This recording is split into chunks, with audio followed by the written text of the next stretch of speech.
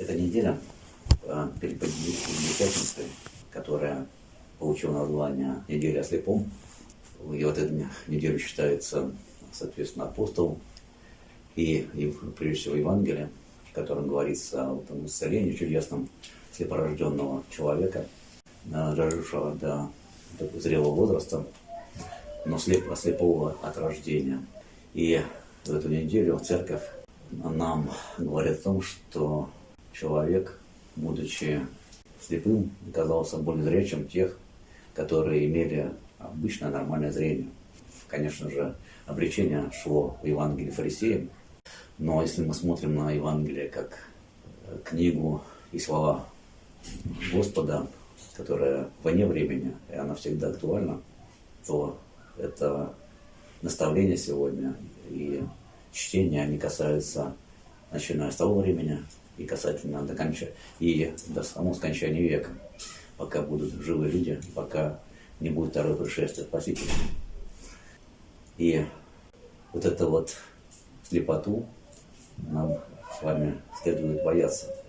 Конечно, придя в церковь, получив крещение, получив благодать Святаго Духа, Господь нам открывает наш ум, наши очи не по нашей собственной заслугам, а по своей благодати и в соответствии с дарами Святаго Духа.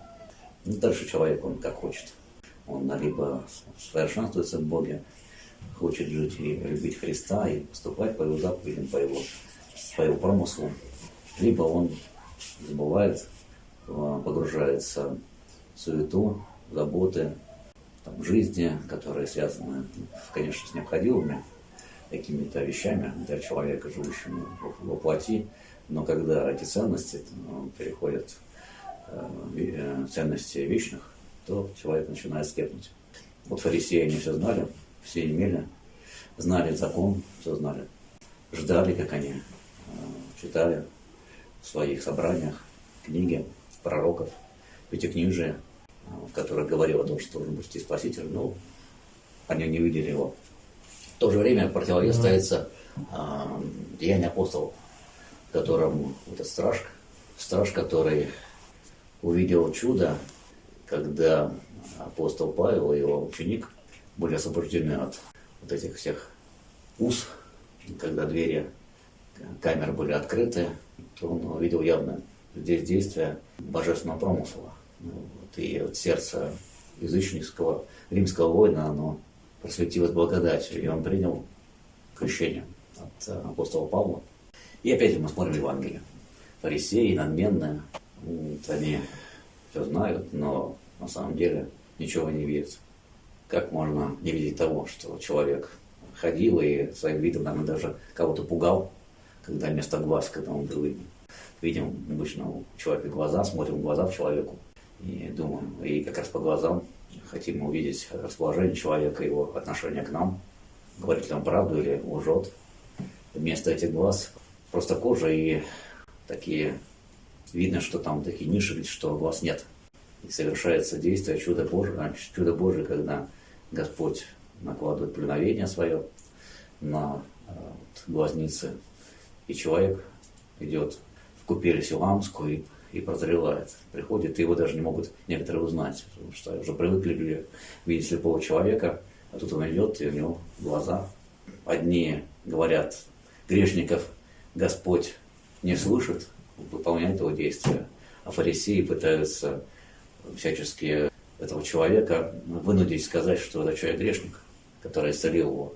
Можно представить радость человека, человек, который не знал свет солнца с рождения, он только слышал, он ничего не видел.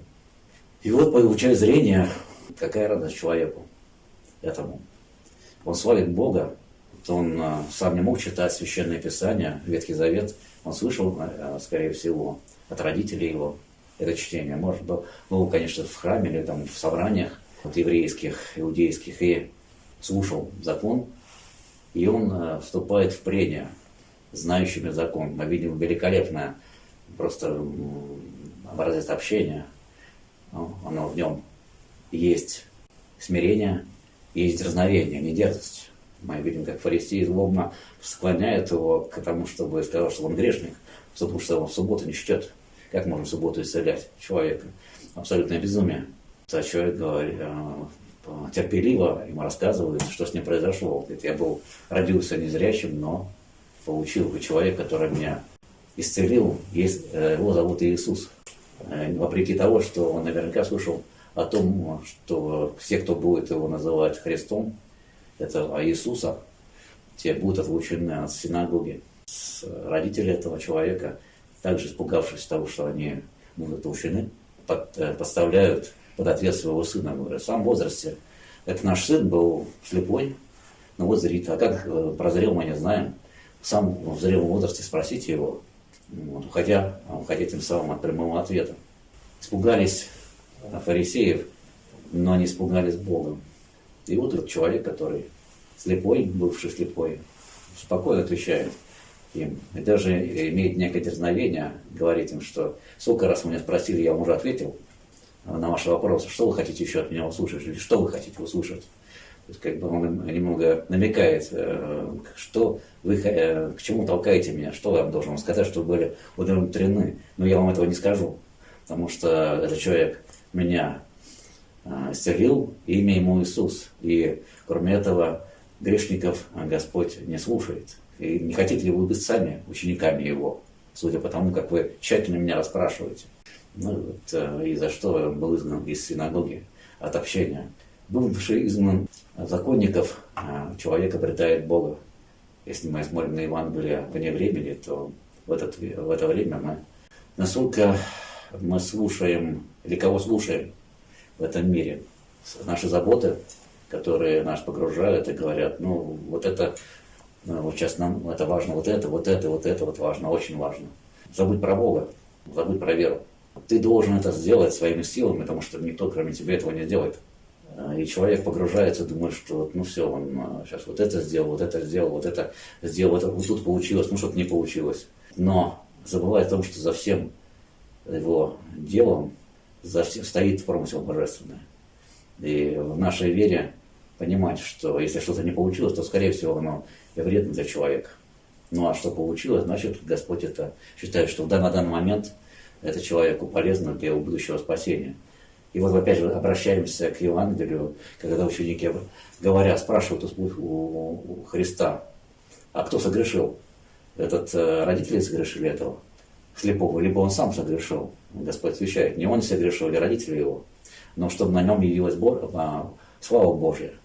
Господь ждал этого момента. Он ждал этот момент, когда наступит.